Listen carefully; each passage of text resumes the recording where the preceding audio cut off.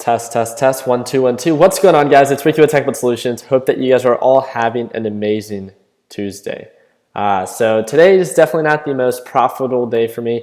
Yesterday I closed a little bit over $800 profit. You guys can feel free to check out that video that I uploaded yesterday. And we had a couple good days last week. I had a $2,000 day on TNDM, and then on Tuesday on TNDM I had a little bit over $1,600. And today, guess what? I was trading TNDM and I went from green to red. This is what this whole video is going to be about. It's how I went from being green on the day, a little bit over $300 within the first, I want to say 3-4 minutes of the market open. So for those that are part of Learn, Plan, Profit, they were able to watch me trade live. And not even just then. So when I was up $300, that's irrelevant. I didn't know that it was going to peak out there. So I can only get upset with myself when there's an obvious indication of I should sell and I don't, right? So when the market opened, obviously volatility is very high. It pushed up. I thought it was going to continue to go up. It didn't, but that's okay. That's besides the point. I'm going to share and talk about today when I actually saw signs of a resistance and I did not lock in profit. So I should have ended the day realistically up a little bit over $600 profit, but I ended the day down a little bit over $600 profit. So I'm going to show you guys how much I'm down, what my green trade, my red trade, what led to my failure today, and effort for you guys to not have to do this again. I have about one of these, obviously I have multiple red days, right? But on average, based on the past couple of weeks, I've had about 1 or 2 red days throughout the entire week. And again, week after week, normally I do a really good job managing my risk. Just today was dingleberry mistakes, easiest way that I can put it. So I'm going to start sharing my screen. For others that are going to be asking, I'm using the TOS Thinkorswim platform. No, you don't have to use this platform. This is the platform that I use. If you want to use it, great. If you don't, it doesn't matter. If you want to, I don't trade options. I don't trade Forex, none of that funny stuff.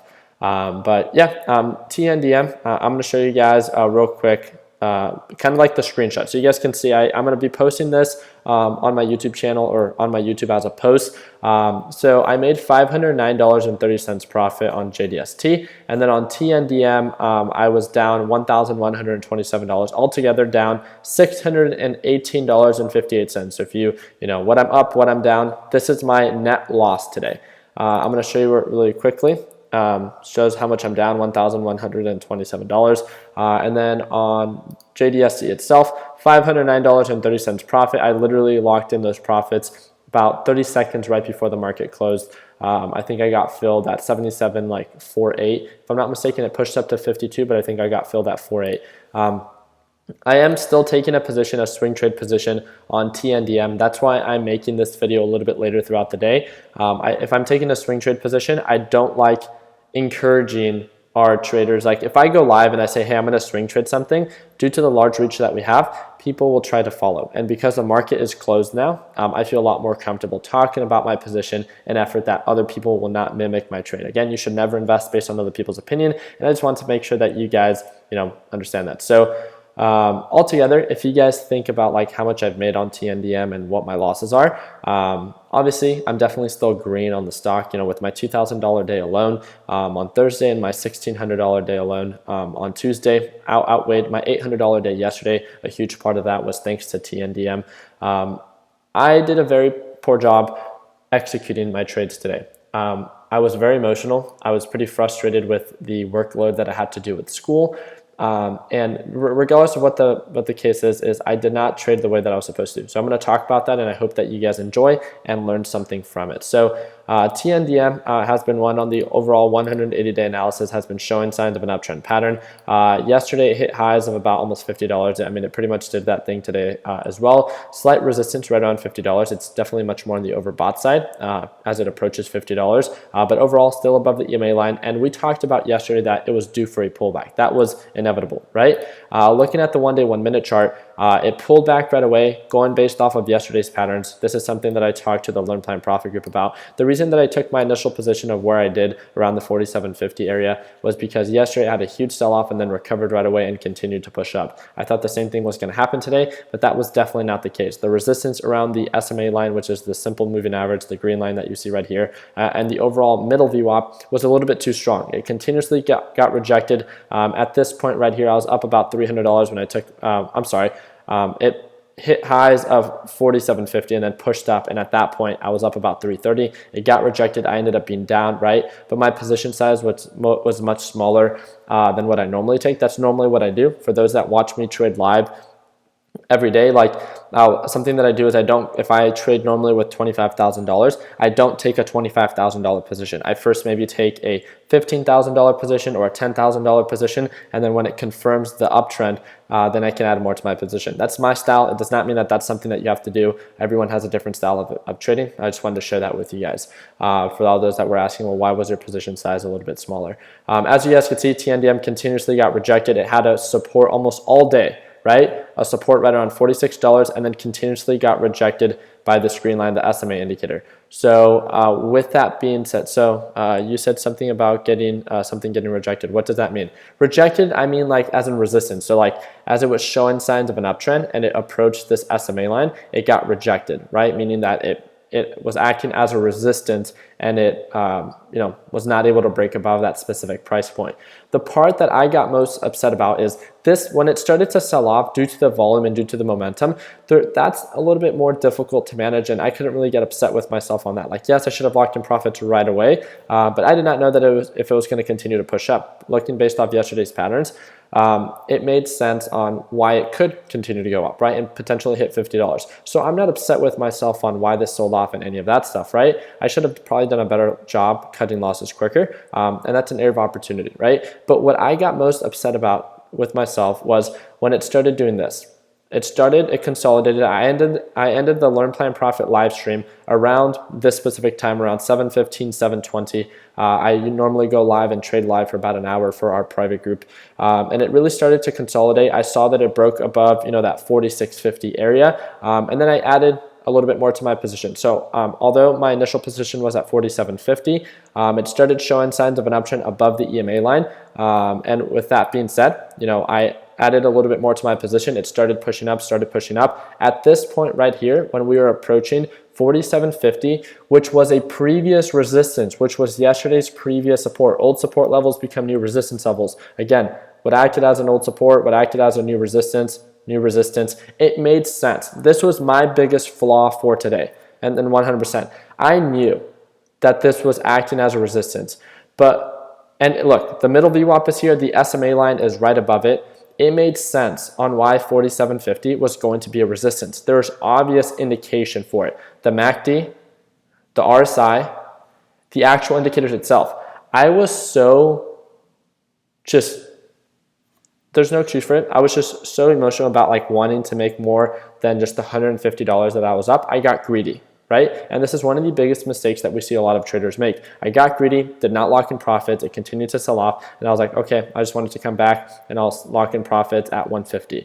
I did not lock in profits. It ended up selling off. I ended up cutting losses, right? And that's what led to my $1,127 loss on TNDM. I was up $150, which is not a lot, right? But I was green. And with that simple trade and the trade that I had on JDST, right? Let's say not even 150, let's say I locked in $100. And the $509 profit that I made on JDST would have ended the day above my daily goal. My daily goal is $500 to $750 profit, and 100% it was avoidable. It would have been avoidable. This red day was 100% avoidable if I did not get greedy and lock in profits. I should have kept and paid more attention and just realized, look at the MACD. Look how it's overextended and showing signs of a descending pattern already. Look at the overextended RSI. The overall pattern, based on previous patterns, it's approaching that 47.50. And I continued to ignore the fact that there was a resistance there. And one of the biggest mistakes that I made was that itself. Like, yes, I could have like bought in the dips and sold the peaks and bought in the dips, sold the peaks and all that stuff. I was just so upset with myself with TNDM and how I performed, that it's how I performed. TNDM is doing its own thing. It was pulling back because yesterday it had like a 5 to 7% day. It makes sense on why it's pulling back. And I talked about this yesterday. But my biggest mistake was I got greedy. I did not lock in profits when there's an obvious signs of a pullback, descending pattern, and obvious resistance. So yeah, did you trade emotionally today? That's the easiest way to put it. I'm just trying to explain myself on why I experienced the red day today. I could just talk about my red trade and talk about my losses and that be it. But I think explaining myself in a little bit more of like my thought process, why I did what I did, how that did not even make sense, and what I could have done better. So just a friendly reminder how important it is that if you see any signs of a resistance, and I talk about this all the time, it just got to the best of me today. I have a presentation that I have due today at my 6 o'clock class. And I'm trying to use that as an excuse, but realistically, it's, if I was not in the mentality to trade, then I should have not been trading. And we talk about it all the time. You need to make sure that you're solely focused on trading, especially when you're trading something that, is definitely getting rejected and a little bit more volatile, or you might be down, right? I mean, we're investing a lot of money and we want to make sure that we do it the best way possible. So I just wanted to share my experience with you guys. I'm still green on the overall week, still green on the month.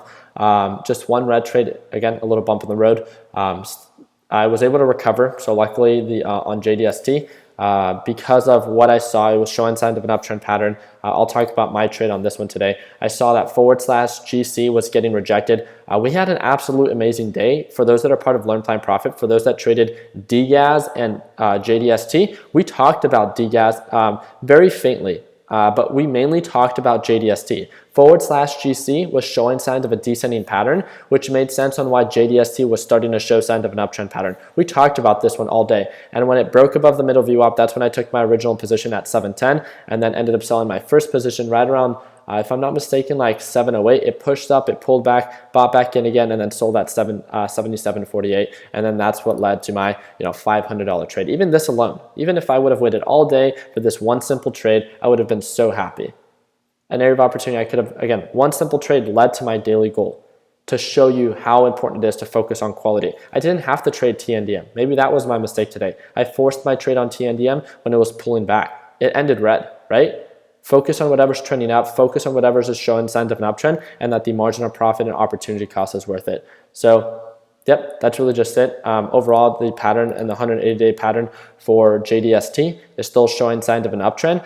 It has been making, this is the only thing that I want to talk about. Again, I'm not swing trading this by any means, but the only thing that I want to talk about is like take a look at JDST. Like a lot of people are saying, oh, it's trying to make a reversal back. You do and invest whatever it is that you see value in. All I'm saying is that it's been making lower lows and lower highs as well. Do you guys see this? Highs, highs, and highs, lower highs. So that's all I want to talk about. /GC is really trying to consolidate right around this like 11,998 to 12 area. So I would be very iffy. I mean, it's doing a lot of consolidation around this area, and it might be due for a reversal. So I would just be on high alert. And obviously, congratulations to all those that were able to take advantage of the really solid push that DGAS experienced today. We talked about it every single day. It's been in my active watch list since Sunday, but I did not trade it today. I was so focused on TNDM and altogether. I mean, it was showing signs of an uptrend. We were talking about it as solely as a day trade. And what's it called? It on the 180-day chart before this pop happened, it was showing signs of a support, but no obvious signs of a push up. So that's why it just didn't make sense to trade it. But then obviously it really continued to rally, and it was so oversold that it made sense on why it could pop up, but it just wasn't showing any proper indication until when this all happened. So I hope that some of you, or a majority of you, were able to lock in your profits today, and that's really just it. So yeah, that's it. So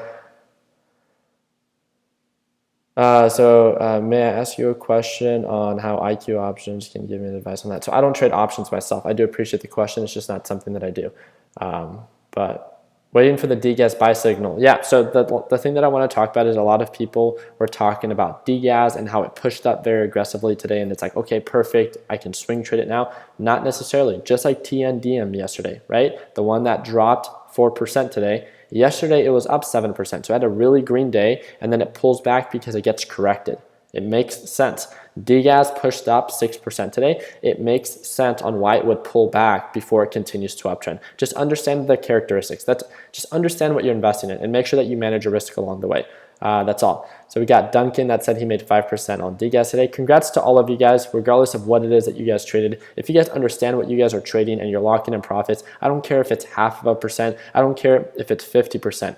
But what's most important to me is that you understand what it is that you're doing, because that's what's going to differentiate you and all the other traders that are getting lucky. Again, this is not a market where you get lucky for a long period of time. You might get lucky for maybe a trade, a week, a month, but altogether, if you want to do this for a lifetime, you need to understand what you're doing. And trading based on other people's opinion or trading based off of signals that you don't understand what they mean aren't really going to make a lot of sense. And that's all I'm here to say. So again, I have a bunch of videos on YouTube. You don't have to learn from my videos. There's so many people that you can learn from on YouTube altogether. We do run the largest YouTube channel for those who invest in the stock market. I have over 1,000 videos if you want to check that out under my helpful video playlist on the YouTube channel. And if you would like to work with me on a closer basis and you think watching me trade live and asking me questions when I trade live would be something of help, check it out. First link in the description. It's the Learn Plan Profit Group. We have a couple thousand traders all across the world, and we all come together and just talk about what it is that we see value in. We also do have our free Facebook group, over 160,000 members, and that's that third link in the description. So Brian McAdams is saying, I have been watching your videos. They've been extremely helpful.